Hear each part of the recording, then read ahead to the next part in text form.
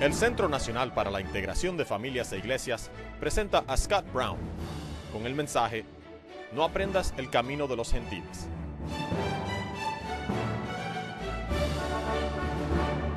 La Iglesia en el siglo XX se apartó de la doctrina de la suficiencia de las Escrituras, y como resultado, ésta se corrompió. El Evangelio fue pisoteado.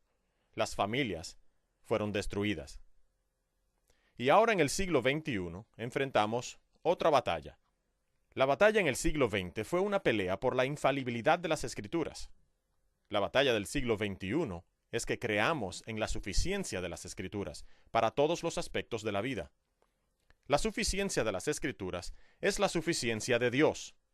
Negamos que el pueblo de Dios trate su palabra como inadecuada para la vida de la iglesia y la familia, pero complementamos la revelación con psicología humanista, con modelos de negocios corporativos y técnicas modernas de marketing.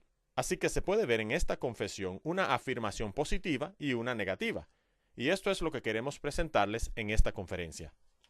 Existe un lado positivo y uno negativo. Del lado del juicio de Dios, de tu hogar destruido por vientos fuertes, hay esto: ay de los hijos que se apartan, dice Jehová, para tomar consejo, y no de mí. Isaías 30, versículo 1. Y la antítesis: toda la escritura es dada por inspiración de Dios. Así que lo que tenemos aquí es este principio que nos lleva a dos problemas. Uno, que la escritura es suficiente, y el otro, que los caminos del mundo causan destrucción en tu vida. Traemos entonces, por una parte, un mensaje de aflicción, el ay del profeta Isaías. Y por otra parte, es un llamado para que el pueblo de Dios diga: si sigues el camino de los gentiles, ten cuidado, algo malo va a pasar. Quisiera hablar sobre la seriedad de la doctrina de la suficiencia de la Escritura. ¿Por qué hacer tanto énfasis en una sola doctrina? Y esta es la respuesta. La supremacía de las Escrituras no es otra cosa que la supremacía de Cristo. Cuando dices que las Escrituras son suficientes, la Biblia dice que también estás diciendo que Cristo es suficiente, que Dios es suficiente. En Juan 1:1 dice: en el principio era el Verbo, y el Verbo estaba con Dios, y el Verbo era Dios. Cristo es una palabra hecha carne, así que no puedes hablar del Hijo de Dios sin que simultáneamente hables de la palabra de Dios. La guerra contra Dios en el mundo ha sido siempre una guerra en contra de la suficiencia de la palabra de Dios. Así que quiero ilustrar una guerra de 4000 años, desde Génesis 1:1 hasta la destrucción del templo en el año 70 después de Cristo. Y por supuesto, la guerra en contra de un Dios suficiente empieza con Lucifer, quien rechazó la suficiencia de Cristo y valoró más su propia voluntad que la voluntad de Dios. Él no perdió nunca el tiempo y apeló a nuestros primeros padres, Adán y Eva, cuando luchaban con la suficiencia de Dios y de su palabra. La serpiente les dijo: así que Dios ha dicho. Este es un ataque directo al Cristo todosuficiente, a la suficiencia de su palabra. Luego Noé, quien confió en la suficiencia de la palabra de Dios, humildemente predicó la justicia, confió en Dios y construyó el arca por 100 años, mientras estaba bajo la condenación de la gente de su pueblo. Luego el bisnieto de Noé, Nimrod, despreció la suficiencia de las Escrituras y amó la suficiencia de los hombres. Abandonó la autoridad de Dios para convertirse en su propio jefe, y muchos hombres le siguieron. La expresión de su rebelión fue la Torre de Babel. Ellos dijeron: hagámonos un nombre para nosotros mismos. Este es el corazón de la batalla de la suficiencia de las Escrituras. 2000 años antes de Cristo, después de Nimrod, Abraham y Sara lucharon con la suficiencia de las promesas de Dios. Y algunas veces ellos honraron y otras despreciaron las promesas de Dios. Y aún así Dios los consideró como justos a causa de su fe en Cristo. Lot prefirió la cultura de Sodoma y contaminó su propia familia y futuras generaciones. En Génesis 18 leemos la historia de cómo una cultura entera abandonó la ley de Dios por sus propias leyes. La esposa de Lot reflejó una visión de odio a la suficiencia de Dios y miró hacia atrás y se convirtió en una estatua de sal. El Señor Jesucristo dijo: recuerden a la esposa de Lot. Moisés apreció a Cristo y su palabra, aunque algunas veces falló. Él dijo: no añadiréis a la palabra que yo os mando. David declaró una de las palabras más preciosas que los oídos puedan oír.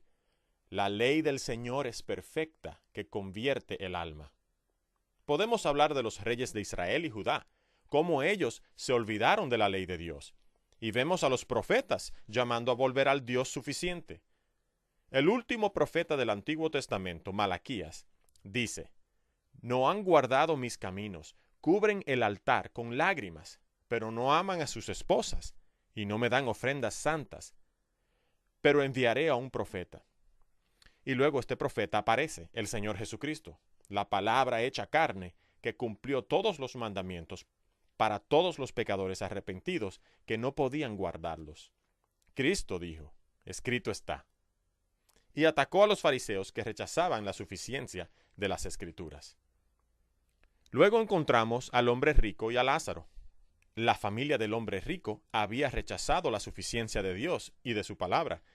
Él rogó para que Lázaro fuese y le dijera acerca de los tormentos del infierno. Pero Abraham le dijo: a Moisés y a los profetas tienen, óiganlos. Luego, en la iglesia primitiva, las iglesias de la región de Galacia estaban en peligro de abandonar la suficiencia de las Escrituras con respecto al Evangelio. Y el apóstol Pablo, con un lenguaje bastante fuerte, dice: ¡oh, Gálatas insensatos! ¿Quién os fascinó para no obedecer a la verdad? ¿Tan necios sois? Habiendo comenzado por el Espíritu, ¿ahora vais a acabar por la carne? ¿Se han vuelto extraños? ¿Han caído de la gracia? Vosotros corríais bien. ¿Quién os estorbó?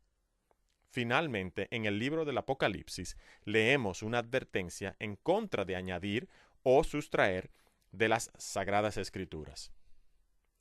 La suficiencia de las Escrituras deben ser definida. Primero tomemos la doctrina de la infalibilidad. Salmos 19, del 7 al 11, nos muestra esta hermosa doctrina. La doctrina de la inerrancia afirma que la palabra de Dios fue escrita sin error o contradicción bajo la completa inspiración de Dios. Dios, siendo verdad en sí mismo, puede hablar solo verdad, siendo santa y dada por Dios verbalmente. La Escritura no tiene ningún error o falla en todas sus enseñanzas. Ahora hablemos sobre la suficiencia de las Escrituras. Segunda de Timoteo, capítulo 3, versículos 16 y 17, dice explícitamente que es completa y útil para toda buena obra. Toda palabra de Dios es pura. Podemos tomar de la Confesión de Westminster y de la Segunda Confesión Bautista de Fe de 1689 lo siguiente: hay algunas circunstancias tocantes a la adoración de Dios y al gobierno de la Iglesia, comunes a las acciones humanas y sociedades, que han de ser ordenadas a la luz de la naturaleza y de la prudencia cristiana, según las normas generales de la palabra, que han de guardarse siempre. Ahora veamos el principio regulativo para la adoración, que dice: Dios ha instituido en las Escrituras todo lo que se requiere en cuanto a la adoración en la iglesia, y cualquier otra cosa está prohibida. Por tanto, los únicos elementos permitidos para la adoración son aquellos que son instituidos por mandato, precepto o ejemplo. El principio normativo, que es el opuesto al principio regulativo, declara que la iglesia es libre para hacer cualquier cosa que no haya sido específicamente prohibida. Esta doctrina niega que Dios ha instituido completamente la forma en la cual la iglesia debe adorar y que las Escrituras no son suficientes para comunicarnos lo que se debe hacer en la adoración cristiana. Quisiera darles 5 suposiciones que contradicen la doctrina de la suficiencia de las Escrituras. Estas suposiciones o proposiciones, si así se le quieren llamar, son ampliamente aceptadas en la iglesia moderna. La primera suposición que contradice la suficiencia de las Escrituras es esta: las letras rojas son las partes más importantes de la Biblia. Esta filosofía no viene de la Biblia. Fue quizás popularizada por el señor Scofield en la Biblia que él organizó y editó. Scofield tuvo una gran influencia en la iglesia en el siglo XX. Es importante saber que Scofield se divorció de su esposa, fue convicto por falsificación y fraudes, y abandonó a su familia. Debemos entender que la forma en que pensamos muchas veces ha sido influenciada por hombres que ni siquiera eran conversos. Fue un no creyente el que dijo que las partes más importantes de la Biblia eran las letras rojas. La segunda suposición es esta: si algo no es mencionado en la Biblia, es automáticamente lícito o permitido. Hemos negado la proposición que dice que a menos que sea específicamente mencionado, es autorizado. Hay muchas cosas que no son mencionadas en la Biblia, pero existen muchos principios acerca de los mismos. Apostar no aparece en la Biblia, pero sabemos que es malo porque conocemos lo que Dios nos dice acerca de la codicia. Por tanto, no necesitamos que la palabra apostar aparezca en la Biblia. Número 3. Si no existe el mandamiento en las Escrituras, entonces no es necesario obedecer. Número 4. Si no es condenado por la Escritura, es autorizado.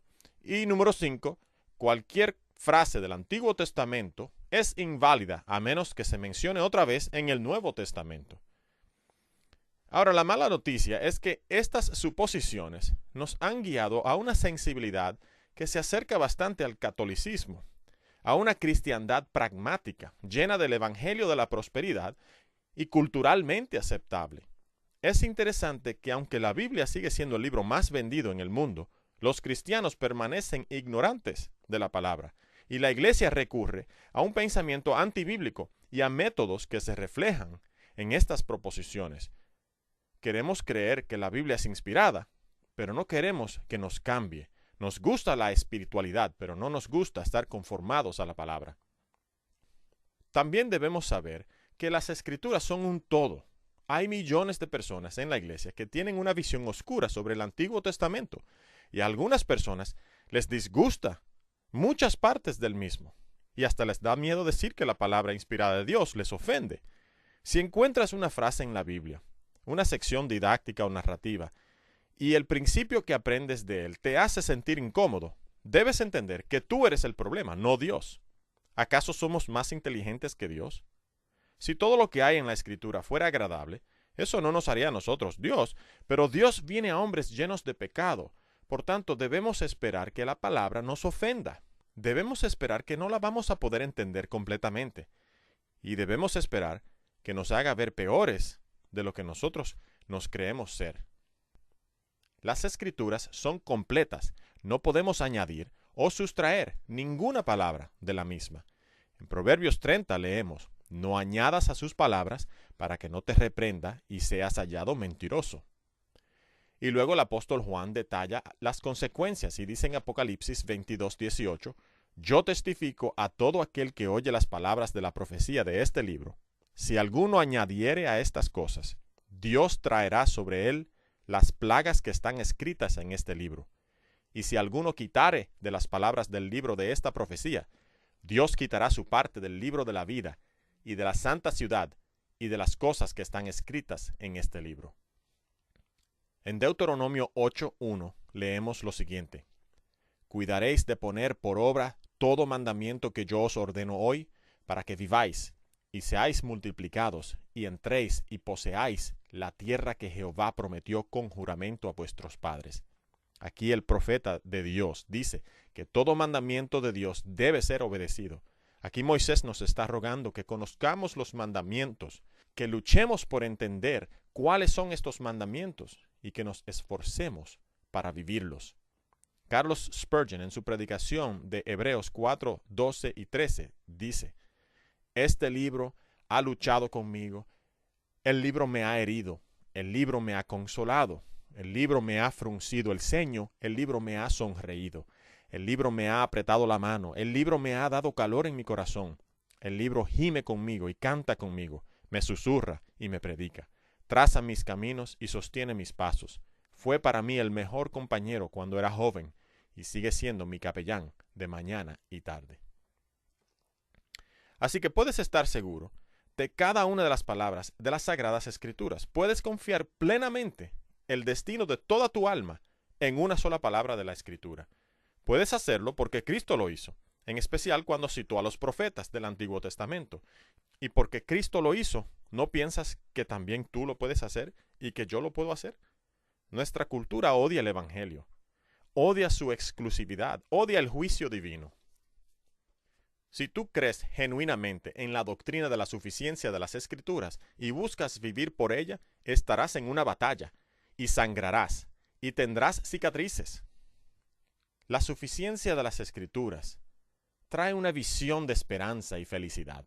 Lo que sabemos de las Escrituras es que cuando la palabra de Dios se mezcla con la fe en el alma del ser humano y el poder divino es desatado, funciona como catalizador. Es como un calor, como tormenta, fuego, relámpagos. Es el martillo de la palabra. Conforta y confronta. Pero la palabra de Dios necesita fe. Y cuando la palabra de Dios se mezcla con la fe, trae una visión de felicidad y esperanza en el mundo.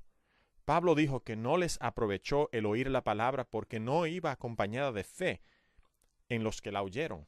Así que cuando la palabra llega a un corazón sin fe, no aprovecha para nada. Pero cuando se recibe, no como palabras de hombres, sino como palabra de Dios, entonces transforma. Pero el hombre natural no puede recibirla. Pablo dijo en 1 Corintios 2:14, pero el hombre natural no percibe las cosas que son del Espíritu de Dios, porque para él son locura, y no las puede entender, porque se han de discernir espiritualmente. Esto significa que la Biblia no es un libro de códigos, no es un manual de operaciones. Requiere de meditación y de una mente regenerada. Así que ponemos delante de ti la vida y la muerte, el bien y el mal.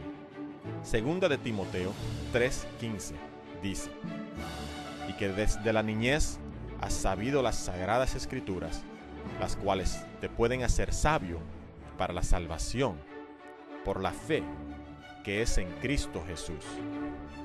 Oh Señor, ayúdanos que las escrituras llenen y permanezcan en nuestros corazones.